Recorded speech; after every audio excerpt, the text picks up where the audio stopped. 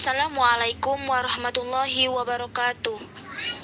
Perkenalkan, kami dari kelompok 5 dengan anggota 1 Naila Tamamil Asna NIM 2121091 dan yang kedua Ayu Normalita dengan NIM 2121103 dan anggota yang ketiga Linda Trilestari dengan NIM 2121104. Di sini kami akan menjelaskan tentang materi Al-Masyaqqatu Tajlibut Taisir.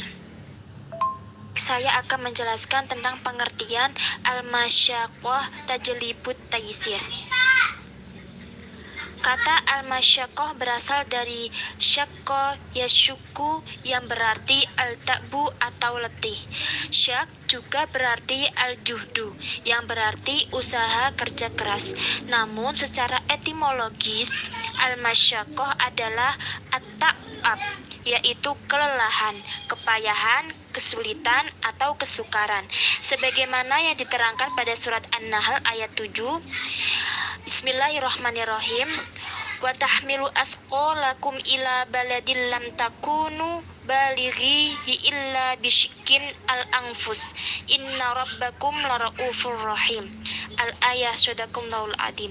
Yang artinya, dan ia memikul beban-bebanmu ke suatu negeri yang kamu tidak sanggup sampai kepadanya, melainkan dengan kesukaran-kesukaran yang memayahkan diri. Sesungguhnya Tuhanmu benar-benar Maha Pengasih lagi Maha Penyayang. Sedangkan taisir secara etimologis berarti kemudahan. Kemudian menurut penulis bahwasanya kaidah ini juga termasuk dalam kemudahan yang disyariatkan oleh agama Islam bagi umat mukallaf dengan syariat Islam.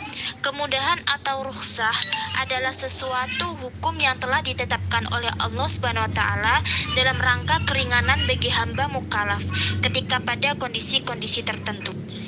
Adapun makna al-masyaqqah yang mendatangkan kepada kemudahan atau taisir, yaitu kesukaran-kesukaran yang melewati batas kebiasaan yang keluar dari kemampuan manusia.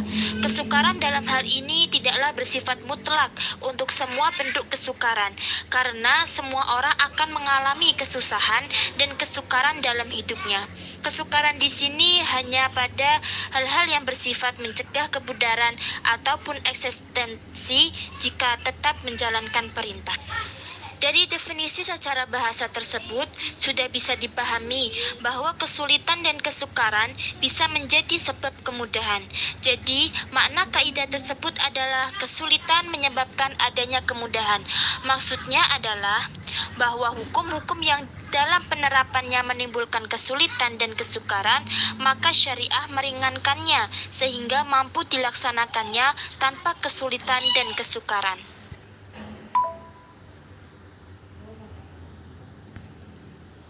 Selanjutnya adalah dasar hukum kaidah al-masyaqqah. Dasar hukum kaidah al-masyaqqah tajlibut taisir.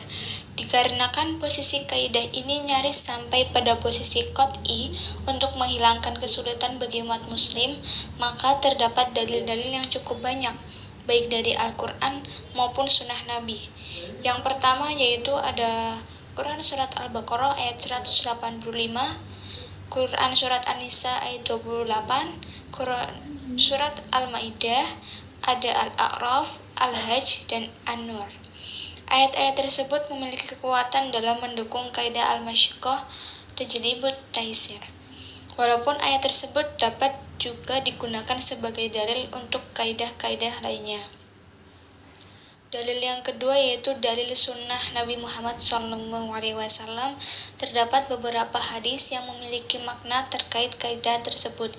Di antaranya yang paling dekat maknanya dengan kaidah adalah kata ad-din bi al-hanifah al-samhah dalam hadis Rasulullah SAW yang berbunyi inna adinna inda Allahi al-hanifah al-samhah la al-yahudiyah wala an-naraniyah.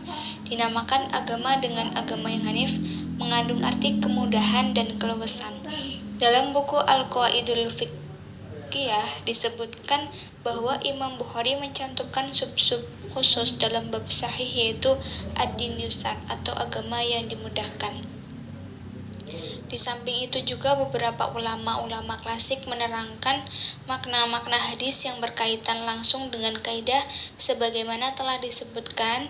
Di antaranya yang pertama yaitu Imam Ibnu Hajar menyebutkan bahwa dinamakan agama yang sangat mudah bila dibandingkan dengan agama-agama sebelumnya. Kemudian dalil-dalil yang digunakan oleh para ulama-ulama yang menerangkan bahwa kaidah ini merupakan kaidah yang sangat penting dalam agama Islam. Selain itu juga Ibnu Daqiq Al-Id menyebutkan bahwa tafsir dari hadis Nabi Muhammad SAW alaikum lakum adalah Nabi Muhammad SAW lebih menyukai umatnya untuk mengambil rukhsah ketika dalam keadaan butuh akan keringanan dan janganlah membiarkan diri dalam keadaan sengsara. Masih banyak lagi hadis-hadis yang menerangkan bahwa kesulitan dalam menjalankan agama ini harus dihilangkan bagi muslim mukallaf. Baik, saya akan melanjutkan materi yang selanjutnya yaitu macam-macam al-musyaqqah tajibut tasyir. Al-musyaqqah yang bersifat individual tidak menyebabkan keringanan. Contohnya bagi si A mungkin musyaqqah tetapi bagi si B tidak terasa musyaqqah. Akan tetapi ada standar umum yang sesungguhnya bukan musyaqqah dan karenanya tidak menyebabkan keringanan di dalam pelaksanaan ibadah, seperti terasa berat wudhu pada masa musim dingin atau terasa berat puasa pada musim panas, atau juga terasa berat bagi terpidana dalam menjalankan hukuman. Musyaqqah semacam ini tidak menyebabkan keringanan di dalam ibadah dan dalam ketaatan kepada Allah Subhanahu wa Ta'ala. Sebab apabila dibolehkan keringanan dalam musyaqqah tersebut menyebabkan hilangnya kemaslahatan ibadah dan ketaatan dan menyebabkan lalainya manusia dalam melaksanakan ibadah. Musyaqqah menimbulkan hukum rukhsah pada kondisi darurat dan kebutuhan atau hajat. Dengan kaidah tersebut diharapkan dalam melaksanakan ibadah itu tidak ifrat atau melampaui batas dan tafrid atau kurang dari batas. Oleh karena itu, para ulama membagi musyaqqah ini menjadi 3 tingkatan, yaitu yang pertama, al-musyaqqah al-azimah atau kesulitan yang sangat berat atau bisa juga disebut sebagai kemudaratan, sebagai kekhawatiran akan hilangnya jiwa dan atau rusaknya anggota badan. Yang kedua, al-musyaqqah al-mutawasithah atau kesulitan yang pertengahan, tidak sangat berat juga tidak sangat ringan. Yang ketiga, al-musyaqqah al-hafifah atau kesulitan yang ringan. Pengecualian dari kaidah tersebut adalah pertama, kesulitan-kesulitan yang diklasifikasikan kepada musyaqqah yang ringan. Kedua, kesulitan-kesulitan yang muncul memang suatu resiko dalam suatu perbuatan, seperti lapar ketika puasa.